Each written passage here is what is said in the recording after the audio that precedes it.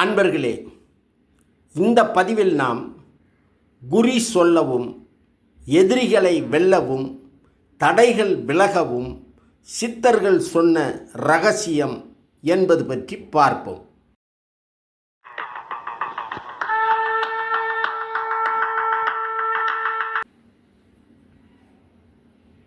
நமது தமிழ் மக்களிடையே ஆதிகாலத்தில் பல அற்புதமான கலைகள் சிறப்புற்று இருந்தன.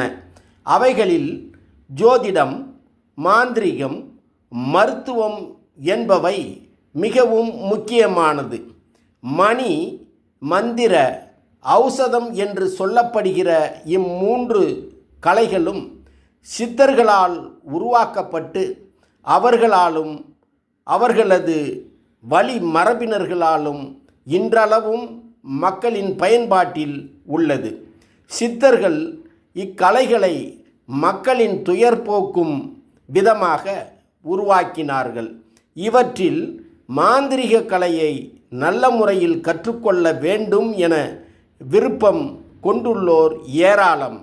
இவ்வாறானவர்கள் பயன்படுத்தி கொள்ளும் விதமாக நாம் இங்கு குறி சொல்லவும், எதிரிகளை வெல்லவும், வசியம் செய்யவும் சித்தர்கள் கூறிய முக்கியமான சில இரகசியங்களை பற்றி பார்க்க இருக்கிறோம்.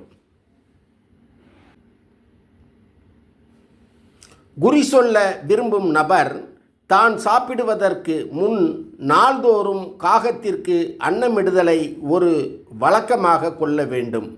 புனுகு, கோஷ்டம், சந்தனம், பச்சைக்கற்பூரம் முதலான ஒரிஜினல் பொருட்களை சேர்த்து அரைத்து நெற்றியில் அணிந்து வர சொல் சித்தி உண்டாகும்.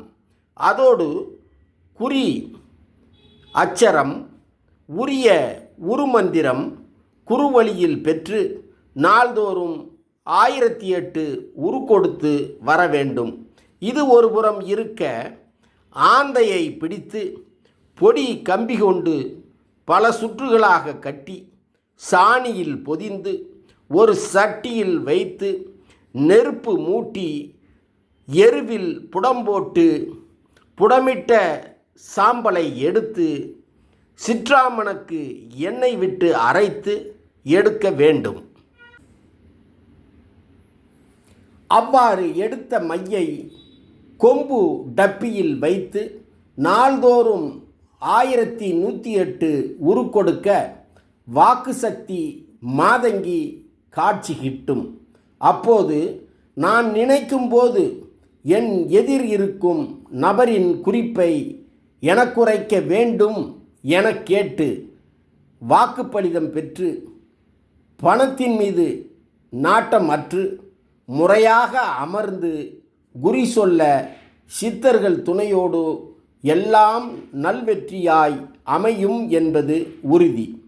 அடுத்து, ஒருவர் எதிரிகளின் சூழ்ச்சிக்கு அகப்படாமல் இருக்கவும் பலவிதமான பில்லி, சூனியம், கெட்ட துஷ்ட தேவதைகளின் தொல்லைகளில் இருந்து தப்பிக்கவும், தடைபடும் காரியத்தில் வெற்றி பெற்றிடவும், விரும்பிய தேவதையின் நல்லாசி பெற்றிடவும் எக்காலத்திலும் துணை புரியும் தேவதா ஆகர்ஷண அஞ்சனமை செய்வது பற்றியும் பயன்படுத்தும் முறை பற்றியும் சித்தர்கள் வழி நின்று இங்கு பார்ப்போம்.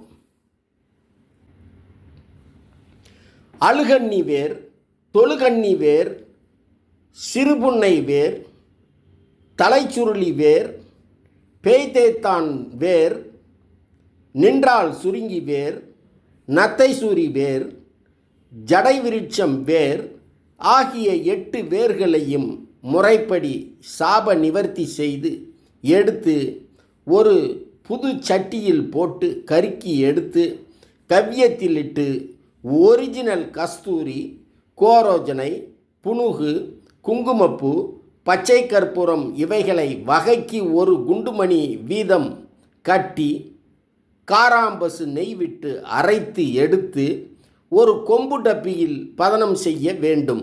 அதற்கு உரிய முறையில் குருவழியில் பூசை முடித்து மையை நெற்றியில் வைத்து வேண்டினால் அழைக்கப்படுபவருக்கு உரிய தேவதையின் காட்சி கிட்டும்.